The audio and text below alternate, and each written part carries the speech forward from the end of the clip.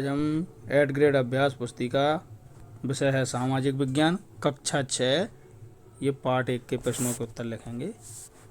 तो देखते हैं पाठ 1 अध्याय 1 का नाम प्रारंभिक कथन क्या कब कहाँ और कैसे।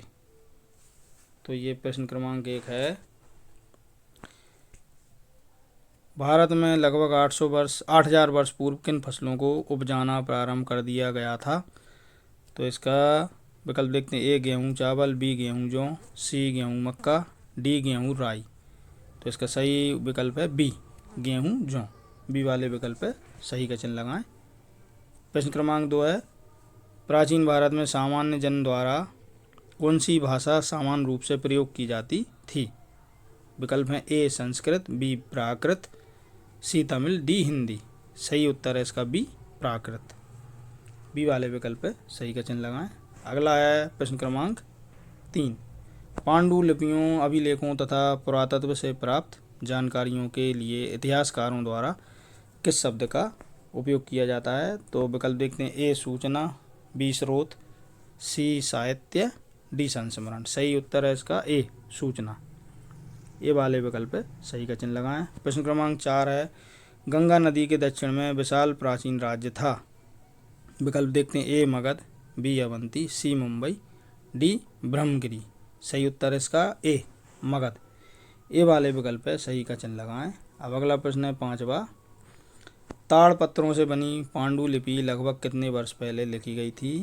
विकल्प है ए लगभग 8,000 वर्ष पहले, बी लगभग 1,000 वर्ष पहले, सी लगभग 2,500 वर्ष पहले और डी है लगभग 2,250 वर्ष पहले। तो इसका सही उत्तर है लगभग 2,500 वर्ष पहले। सी वाले विकल्प पे सही का चिन्ह लगाएं। अब देखिए रिक्त स्थान आ गए हैं, रिक्त स्थानों की पूर्ति कीजिए। ए वाला है ईसा पूर्व और ईसवी का संबंध ईसा मसीह के जन्म से है। इसमें ईसा मसीह लिख लें। 7वां है ये बी है। ये छठे में ए बी सी डी करके दिए। छठे का ए हो गया। अब छठे का बी देखते हैं। इंडिया शब्द इंडस से निकला है जिसे संस्कृत में सिंधु कहा जाता है। सिंधु लिख लें इसमें। सी का है सतपुड़ा तथा विंध्य पहाड़ियों के बीच से होकर नर्मदा नदी बहती है। नर्मदा लिख दें इसमें। डी है लगभग 1,000 वर्ष पहले किताब बनाने के लिए पेड़ों के पत्तों का उपयोग किया जाता था। पेड़ों लिख लें इसमें। प्रश्न अब जो ई है कृषि का आरंभ लगभग 7,000 से 13,000 वर्ष पूर्व हुआ। इसमें ये 7,000 से 13,000 वर्ष लिख लें। अब प्रश्न क्रमांक 7 है। अतीत के बारे में हम कैसे जान सकते हैं। उत्तर है ऐतिहासिक अभिलेखों, वैज्ञानिक विधियों, सांस्कृतिक परंपराओं, व्यक्तिगत अनुभवों, कलाकृतियों और स्मारकों तथा पुनर्निर्माण और पुनर्मूल्यांकन के संयोजन का उपयोग करके हम अतीत को जान सकते हैं। अगला प्रश्न है 8वां। हमें वर्तमान की घटनाओं की जानकारी किन किन साधनों से प्राप्त होती है। उत्तर है आत्मकथाएं, उपन्यास, दैनंदिनी, चित्रकार, फोटोग्राफ, समकालीन लेखन, दस्तावेज, अखबार की रिपोर्ट, फिल्में, वृत्तचित्र और हाल के लेख जैसे स्रोतों से परिचित करना। अगला है 9वां। पांडुलिपि से आपका क्या आशा है। पांडुलिपि से क्या आशा है ये लिखना। उत्तर है पांडुलिपि उस दस्तावेज को कहते हैं जो एक व्यक्ति या अनेक व्यक्तियों द्वारा हाथ से लिखी गई हो, जैसे हस्तलिखित पत्र। ये पांडुलिपि कहलाती है। अगला प्रश्न है 10वां। शिलालेख एवं अभिलेख में क्या अंतर है। उत्तर है शिलालेख केवल पत्थर पर ही लिखे जाते थे जबकि अभिलेख पत्थर और कागज दोनों पर लिखे जाते थे। प्रश्न क्रमांक 11। प्राचीन काल में लोग यात्रा किस प्रकार व क्यों करते थे। इसका उत्तर है प्राचीन काल में लोगों के पास यातायात के कोई साधन नहीं थे, जिस कारण वह पैदल चलते थे और अपना सामान अपनी पीठ पर या पशुओं की पीठ पर रखकर ले जाते थे। इसके अलावा जल मार्ग में आने जाने के लिए भी नावों का प्रयोग करते थे। अब अगला प्रश्न देखते हैं 12वां। सहायक नदी किसे कहते हैं। गंगा की सहायक नदियों के नाम लिखिए। उत्तर है वे नदियाँ जो किसी बड़ी नदी में जाकर मिलती हैं उन्हें सहायक नदियाँ कहते हैं। उदाहरण है यमुना, रामगंगा, घाघरा, गंडक, कोसी, महानंदा और सन नदियाँ गंगा नदी की प्रमुख सहायक नदियाँ हैं। ये सभी नदियाँ जो है ना गंगा नदी में जाकर मिलती हैं, इसलिए इनको सहायक नदियाँ कहते हैं। अगला प्रश्न है, ये 13वां प्रश्न आ गया। पुरातत्वविद किसे कहते हैं, वे किन चीज़ों का अध्ययन करते हैं? उत्तर है भौतिक अवशेषों के माध्यम से प्राचीन और हाल के मानव अतीत का अध्ययन करने वाले वैज्ञानिक पुरातत्वविद कहलाते हैं। पुरातत्वविद लाखों वर्ष पुराने जीवाश्म का अध्ययन कर सकते हैं। वे पुराने शिलालेखों, चट्टानों, पुरानी इमारतों, किलों आदि का अध्ययन करते हैं। अगला प्रश्न है 14वां। इतिहासकार किसे कहते हैं, वे किन बातों का अध्ययन करते हैं? उत्तर है इतिहासकार वह व्यक्ति होता है जो अतीत के बारे में अध्ययन करता है और लिखता है तथा उसे इस पर अधिकार माना जाता है। अगला प्रश्न 15वां।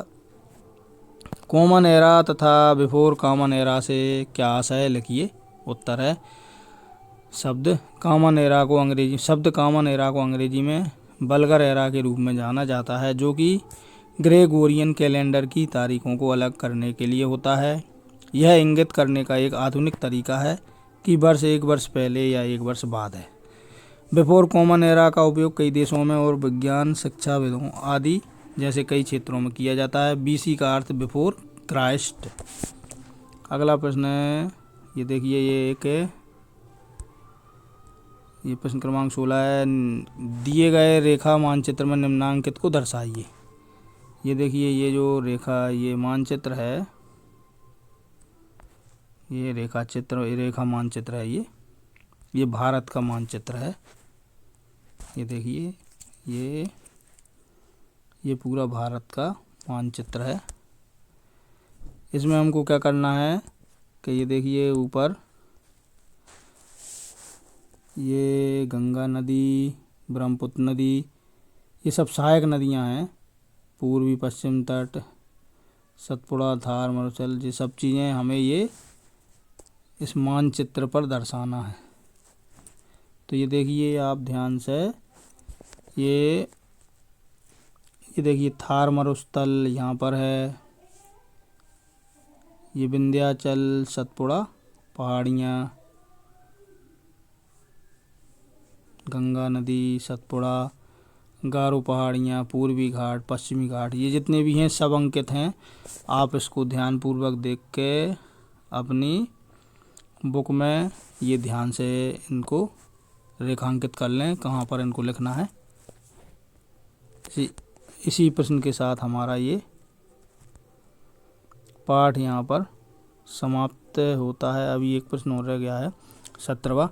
आपके घर में कुछ पुराने बर्तन व औजार हों तो उन्हें ढूंढें एवं अपने माता पिता या दादा दादी की सहायता से इन बर्तनों के नाम, इनका आकार तथा उनमें प्रयुक्त धातु का नाम लिखिए तथा उनके चित्र पृथक कागज पर बनाइए। ये बच्चों आपको स्वयं करना है और अपनी नोटबुक में इनके चित्र भी बनाना है। अपने दादा दादी, पिताजी, माताजी की मदद से ये प्रश्न आपको स्वयं हल करना है। तो इसी के साथ हमारा ये पाठ एक यहाँ पर समाप्त होता है। यदि आपको हमारा ये वीडियो अच्छा लगा हो तो हमारे वीडियो को लाइक करें और इसी प्रकार के और अधिक वीडियो यदि आप देखना चाहते हैं तो हमारे चैनल को सब्सक्राइब करना ना भूलें और अंत में बेल आइकन को भी प्रेस करें, दबाएं उसको, ताकि आपको आगे आने वाले वीडियो का नोटिफिकेशन मिलता रहे। धन्यवाद।